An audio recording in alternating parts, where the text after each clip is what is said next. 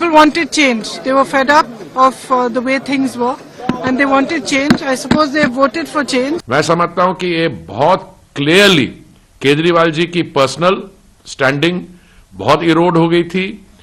उन्होंने दिल्ली की जनता को मिसलीड किया, तो दिल्ली की जनता deserved better, they have got better, so this is a victory for democracy, for Delhi. और दो डबल इंजन की सरकार होगी, जो माननीय प्रधानमंत्री जी का विकसित भारत का जो संकल्प है वो अब दिल्ली में भी लागू होगा।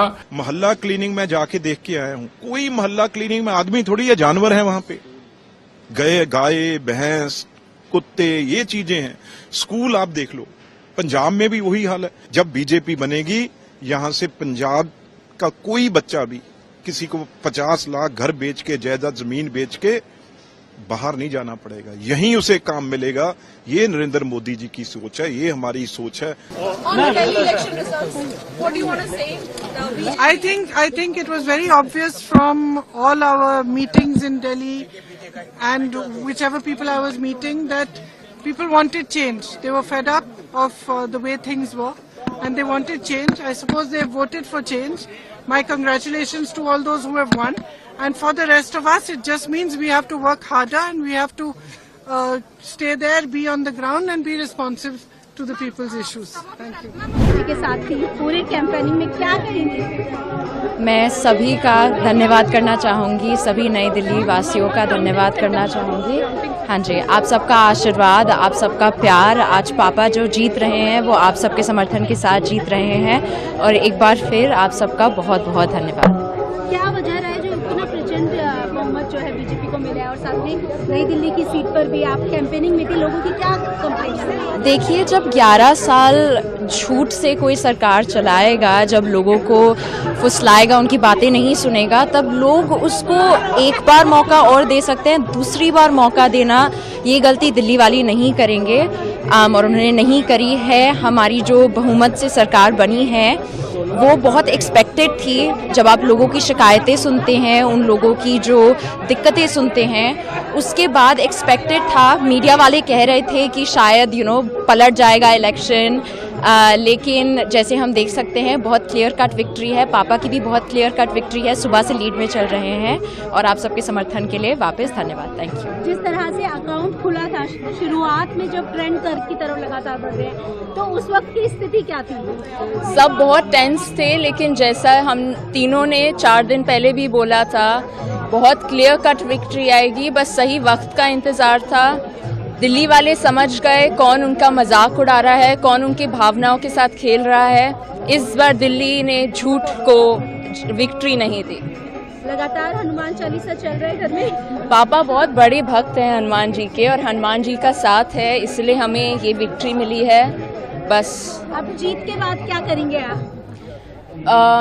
सबको धन्यवाद देना चाहते हैं। पापा सबको जाके धन्यवाद देंगे, पूरा परिवार जाएगा और बस सबको अपनी सबको बधाइयाँ देंगे और सबको अपने विशेस के लिए थैंकफुल हों। सेलिब्रेशंस करेंगे? जी ज़रूर।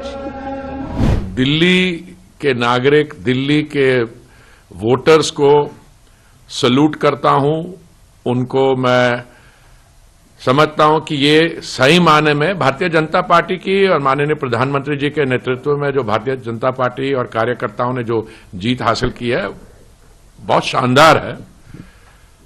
पर इसके रियल विक्टर, अगर किसी की जीत है तो दिल्ली के नागरिक की जीत है, क्योंकि इतने साल से उनको एक तरीके से उनकी डेवलपमेंट को, उनके जीवन को, pollution, river pollution, air pollution, ऐसी बातें करते जाते थे केजरीवाल जी। अब मैं तो आपकी ही चैनल, आपके ही प्लेटफॉर्म के माध्यम से बहुत देर से कह रहा हूं, बहुत समय से कह रहा हूं कि दिल्ली की जो जनता है बहुत मैच्योर है। और मैंने ये भी शायद कहा था आपको कि mass is wiser and more constant than the prince. वो ठीक है, दिल्ली की वोटर कभी बीजेपी को उन्होंने छोड़ा नहीं था 2014, 19, 24 के लोकसभा इलेक्शन में। पर लोकल इश्यूज पे मैं समझता हूं कि ये बहुत क्लियरली केजरीवाल जी की पर्सनल स्टैंडिंग बहुत इरोड हो गई थी। उन्होंने दिल्ली की जनता को मिसलीड किया। उन्होंने जो उनकी अपनी ट्रांसफॉर्मेशन है, जैसे अब अन्ना जी के आपने इंटरव्यू देखी हो आज सुबह, और कहां भ्रष्टाचार के खिलाफ एक आंदोलन जो शुरू हुआ था वो अपने आप में सबसे भ्रष्ट आउटफिट बन गया।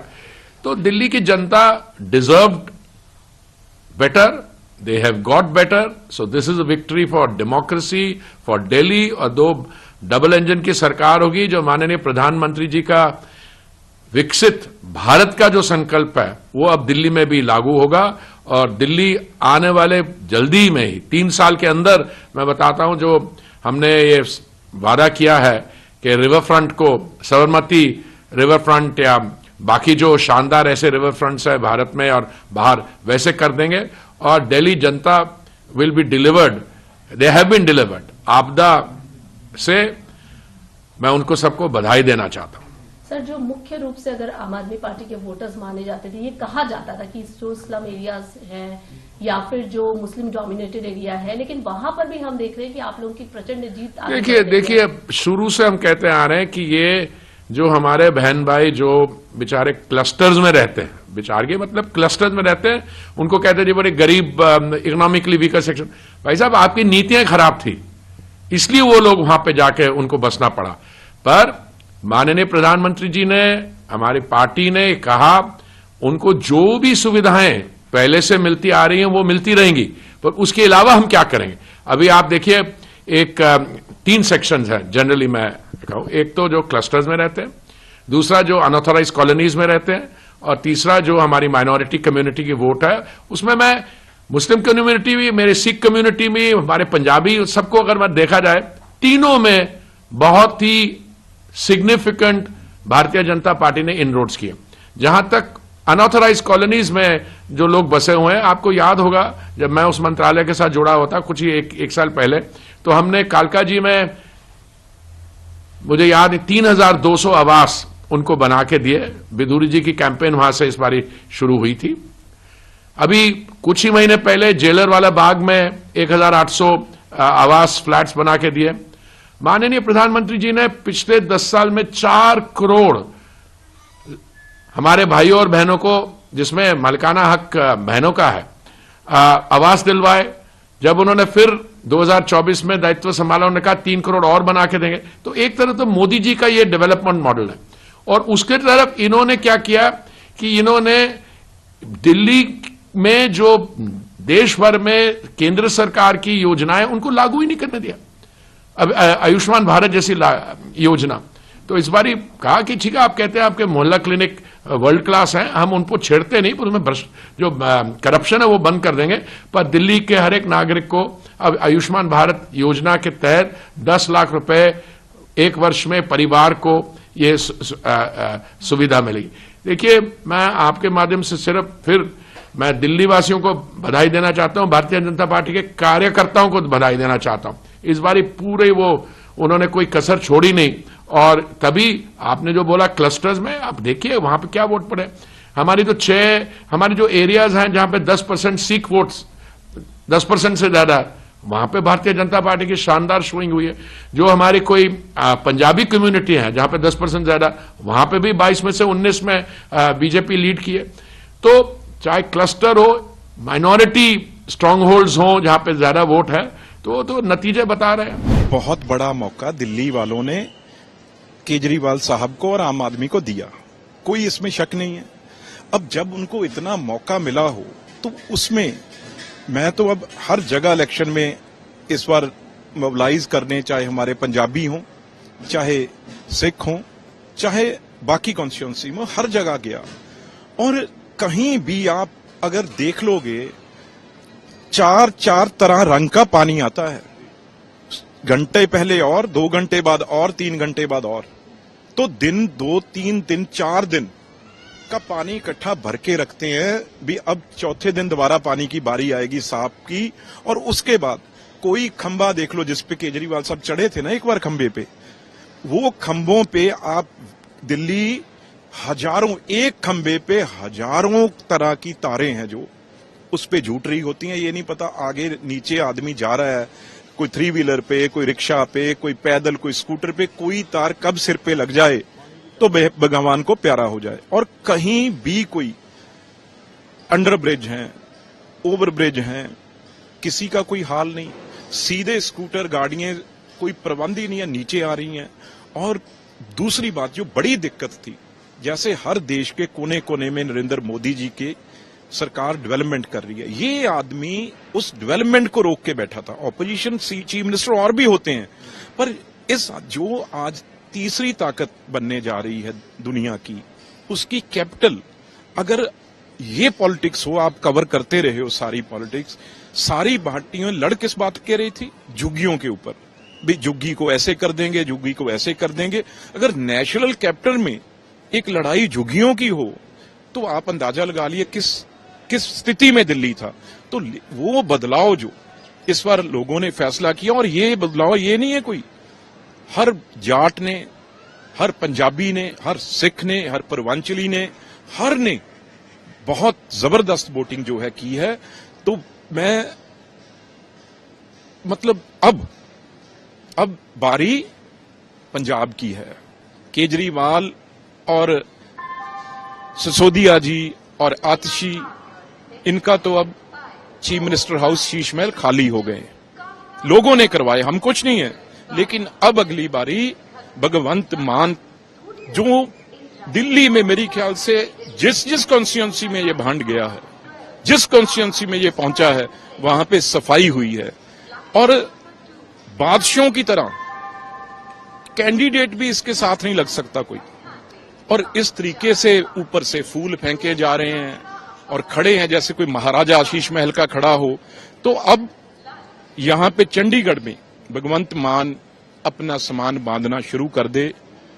और अभी तो चलो इलेक्शन में टाइम है, पर उससे पहले जो तैयारी अमन अरोड़ा कर रहे हैं, जो बिल्कुल साथ में रहते हैं, उनकी कल परसों एक बड़ी न्यूज थी प्रेस में, भी अब यहां पे मौका मुझे देना चाहिए। मेरी ख्याल से 27 आते आते तो खुद ही ये कई चीफ मिनिस्टर हाउस इनके बन जाएंगे, बदले जाएंगे। लेकिन जो विश्वास पंजाबियों ने दिल्ली में दिखाया है, मैं उनका शुक्रगुजार हूं, मैं उनका आभारी हूं। सारे कैंडिडेट, चाहे सिरसा जी हों, लवली जी हों, मरवाहा जी हों, और हमारे कैंडिडेट हैं जो बड़ी लीड पे पंजाबी। और एक श्रेय मैं देना चाहूंगा, जहां प्रधानमंत्री जी के नाम पे इलेक्शन लड़ी गई है। दूसरी, हमारे जो प्रधान थे दिल्ली बीजेपी के, वो सचदेवा साहब एक पंजाबी चेहरा है, बहुत बड़ी मेहनत उन्होंने की। और अमित शाह जी, जो हमेशा जहां भी एक भगवान की कृपा है वो लगते हैं, तो भगवान उनको जीत देता है। इसी तरीके से, क्योंकि आज देश की राजधानी वो बीजेपी, लोगों ने बीजेपी को दे दी है और क्लियर मैंडेट दिया है। तो अब मेरी हाथ जोड़ के बेनती है, एक पंजाबी है जो कर्जे में है, आज अगले महीने की तनख्वाह देने के लिए पंजाब के पास पैसे नहीं है, सब कुछ लुटा के देख लिया, किसी ने कोई चीज मानी नहीं। क्यों? क्योंकि लोगों को अपने बच्चों की सुरक्षा चाहिए। बच्चों के लिए ये कहने के लिए मोहल्ला क्लीनिंग में जाके देख के आया हूं, कोई मोहल्ला क्लीनिंग में आदमी थोड़ी है, जानवर है वहां पे, गाय भैंस कुत्ते, ये चीजें हैं। स्कूल आप देख लो, पंजाब में भी वही हाल है।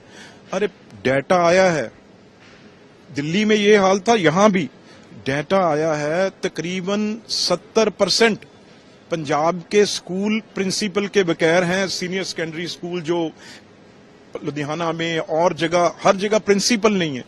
ये 2-4 बात को सिंगापुर भेज के फोटो खिंचवा के मीडिया में हाइप दे देते हैं, लेकिन सारे स्कूल जो हैं प्रिंसिपल के बगैर चल रहे हैं। तो खुशी की बात यह है, अभी रिजल्ट ट्रेंड बहुत अच्छा है, और जब पूरा और घंटे में क्लियर हो जाएगा तो आप देखेंगे आज दिल्ली में आगे क्या होता था। मैं एक और बड़ी बात कह दूं, आगे हर स्टेट बीजेपी जीतती थी, दिल्ली वाले खुशी मनाते थे, लेकिन वहां पे कमी रह जाती थी। वो हर स्टेट की खुशी, क्योंकि प्रधानमंत्री जी जब नड्डा साहब हमारे प्रधान ऑफिस आते थे तो दिल्ली में तो वही थे, दिल्ली वाले ही थे, बीजेपी वाले थे। अब दिल्ली की जीत, दिल्ली के वर्कर की जीत बीजेपी की, आज खुशी सारा देश मनाएगा। और आज इसके बाद आप कहना चाहते हैं कि बीजेपी की क्लियर क्लियर प्यार हाथ जोड़ के सिर्फ डेवलपमेंट के नाम पे बीजेपी ये कोई राज थोड़ी करना है किसी के ऊपर, सिर्फ सेवा के लिए।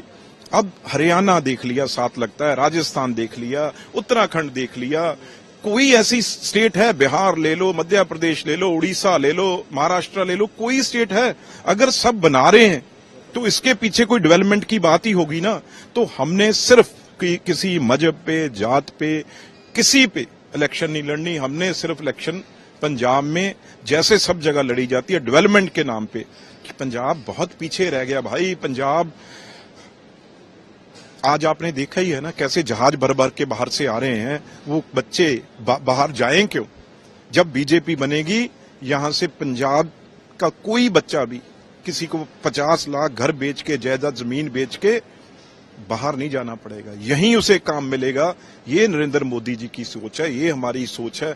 और बहुत मुझे खुशी हुई, मेरे जैसे एक पंजाबी को, एक सिख को उन्होंने अपनी कैबिनेट में लिया, तो आज दिल्ली वालों ने भी, मैं खास तौर पे अपनी तरफ से पंजाबियों और सिखों का, जिनमें मैंने हाथ जोड़ के बेनती की थी, अगर वो हमारा करते हैं हम भी उनके साथ खड़े होकर दिखाएं, वो क्लियर आज दिखाई दे रहा है। तो ऐसे ही झंडा बीजेपी का पंजाब में लोग लाएंगे, सरकार लाएंगे, तो कोई उसके बाद कोई पंजाब को नशे के सूबा नहीं कहेगा, कोई पंजाब को कर्जे वाला सूबा नहीं कहेगा, कोई पंजाब को इल्लीगल बाहर जाने वाला जरूरत नहीं पड़ेगी। ये मैं आपको विश्वास दिलाता हूं। उसकी शुरुआत आज दिल्ली से हो चुकी है और भगवंत मान साहब अपनी तैयारी कर लो।